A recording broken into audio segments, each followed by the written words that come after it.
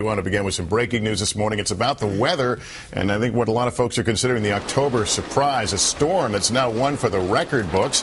The brutal nor'easter wreaked havoc up and down the East Coast with some 2 feet of snow recorded in Massachusetts. Here's what we know right now. The storm is responsible for at least 3 deaths. So far, states of emergency have been declared in New York, New Jersey, Connecticut, and Massachusetts. At this point, more than 2.5 million homes are without power. Nationwide, more than 1,000 flights have been canceled because of weather. We're covering the story up and down the coast. We began in New York Central Park, where authorities are warning people about falling trees. Ron Allen is there. Ron, good morning.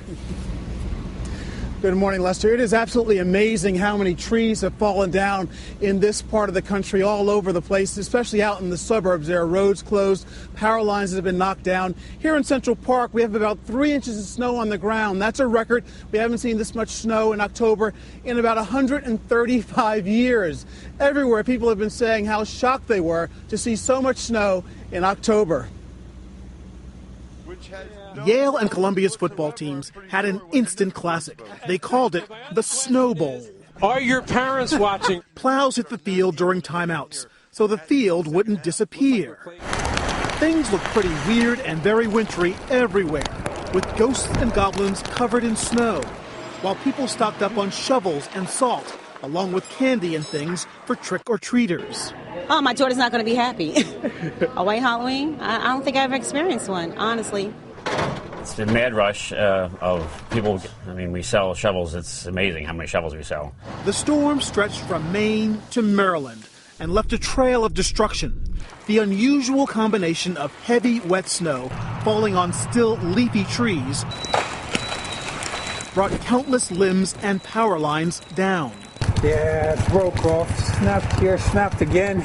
I'm worried about the power line. This woman narrowly escaped a falling tree that hit her car. Tree fell on you while you were moving? Correct. And so you got out by crawling through the passenger door? Yeah. So much snow, it sparked this passionate debate. It's much too early. I'm not ready. Actually, I love it. I'm ready for it. At least 2 million homes were without power in Pennsylvania, New York, New Jersey, and Connecticut. Passengers waited for up to 6 hours for flights from New York's airports. That's if the flight wasn't among hundreds canceled. A JetBlue flight from Florida to Newark was diverted to Bradley Airport in Connecticut, where it was grounded for 7 hours with no food, water, or bathroom available. It almost came to fisticuffs on the plane. JetBlue apologized, citing weather and infrastructure issues. These first-time visitors to New York from Texas had seen enough. Wouldn't you rather be in 80-degree Outback?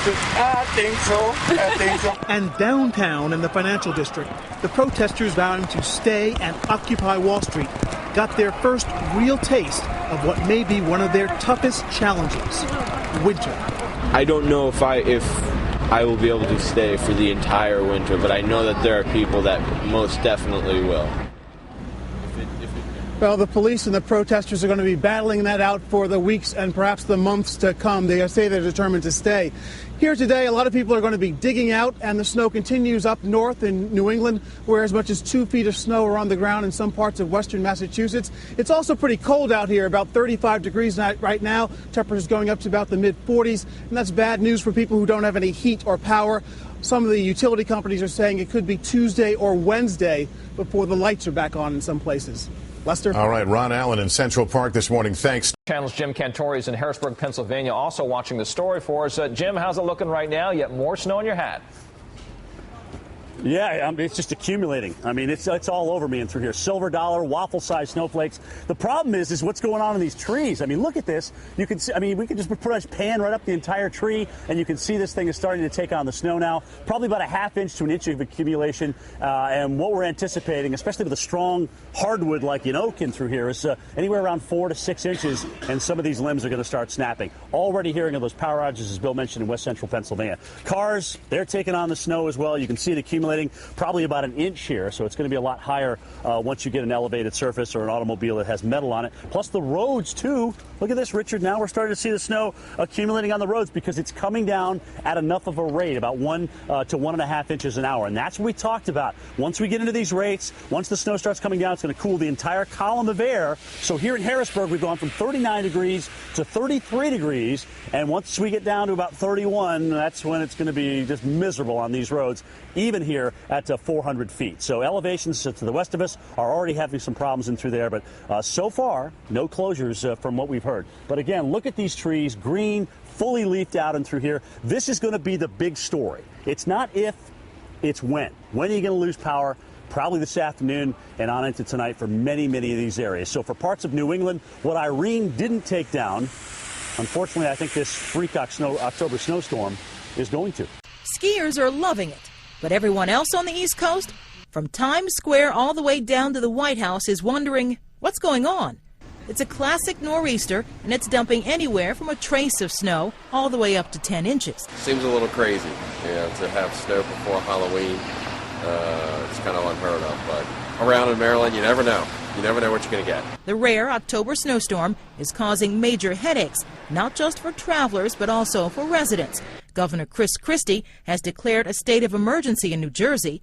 The storm has knocked out power to well over 1 million customers from Pennsylvania to Connecticut. It's also produced long delays at airports, including those in Philadelphia and around New York City. The storm is also making life difficult for sports fans and for trick-or-treaters who want to go door to door for candy. As the storm keeps moving up the East Coast, heavy snow is forecast for northwestern Connecticut, western Massachusetts, and parts of Vermont and New Hampshire. They listened to the warnings that they got, but then there are others who feel like they've been caught by surprise. Not our Chad Myers. He's right in the middle, however, of a big storm in York, Pennsylvania. But Chad, you were telling me earlier that you came across people who were kind of befuddled and surprised. What? Snowstorm? Yeah.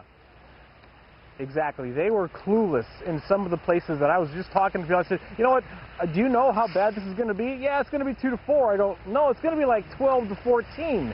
Snow's already coming down. It changed over to sleet for a while earlier, but now it's back to all snow, and it's that really heavy snow. This is just stuff that you cannot even shovel at this point in time. It's turning into slop. It's, look at that. That is like a pancake that's not even going to come apart, and it doesn't even break when it hits the ground. Now, this is stuff here, pictured in this roadway here.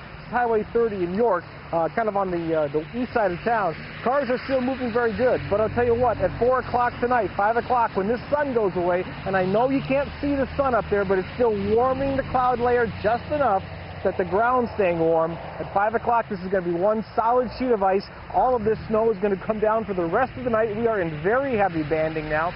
We even have a potential today for seeing some thunder and lightning with some of this snow. That's how hard it could come down in places in Pennsylvania, Maryland, parts of West Virginia, Western Virginia, all the way up into New York State. We're basically in the Poconos here, but up through the Catskills, the Green and White Mountains of Vermont and New Hampshire, and then into Maine. Under the gun for all of this. Very, very heavy snow. Now, when you get to 95, I-95, probably going to see a couple of inches. It's going to be sloppy, more rain than snow. But here, in the higher elevations now in the Poconos, the Lehigh Valley, you're going to see all snow for the rest of the night. And if I stand here tomorrow, it'll be well up to my knees by tomorrow morning. Fred? Oh, my goodness. That is really incredible. This doesn't happen that often, this part in October. That's for sure. Well, a lot of folks you know what? Yeah, go ahead. This is the 20th anniversary of the perfect storm. So it does happen. In the perfect storm, we had a hurricane involved as well. No hurricane this time, but snow like this in the perfect storm 20 years ago today. At least 25,000 homes are without electricity in snowy Colorado this morning following a major early autumn storm. About 5 inches fell in the Denver area, bringing down some tree limbs and power lines. Up to a foot of snow fell in higher elevations. And the early snow is not limited to Colorado. Forecasters predict an inch or more overnight in upstate New York and New England. Meanwhile, the Denver area waking up to an October snowstorm. Rick Salinger of our Denver station, CBS 4, is in Evergreen, Colorado, with the latest on that story for us. Rick, good morning. Go. Good morning, Chris. I think we just skipped ahead 2 seasons in 2 days with record high temperatures on Monday, and now we're in the 30s with the prospect of more than a foot of snow. The snow started to fall heavily just after midnight here in Denver. It's predicted to come down at the rate of 2 inches an hour as the morning wears on. Just a little over 24 hours earlier, folks here were basking in the sunshine of an unusually warm fall day, reaching a record temperature of 80 degrees. White Hill snowing starting to stick. Then the mercury abruptly dropped. The rain now, as the cold air is coming in, is changing over to snow. The storm is predicted to blanket Denver with 6 to 12 inches, while some area suburbs could accumulate up to 15 inches before the storm dissipates into the east. Loss of power being a main concern. With thick foliage still on the trees, the addition of heavy snow often results in broken branches that can bring down power lines. There's a lot more surface area catching that snow compared to just bare twigs, which the snow kind of falls through. From 80 to 20 in one day, some things are just not fair. Rick Salinger outside of Denver for us this morning. Rick, thanks so much. Meanwhile, here on Earth, a very rare early snowfall in Texas. Parts of the Panhandle got as much as 4 inches yesterday. It's been 41 years since that area got that much snow so early. Forecasters say it'll melt quickly as temperatures rise today. And parts of the Northeast also saw their first snow of the season yesterday. About an inch fell in Albany, New York, and in parts of Connecticut. More snow is on the way this weekend. They were ready in Worcester, Massachusetts, with salt trucks and snow plows clearing the roads. I am not ready for snow yet. Not yet.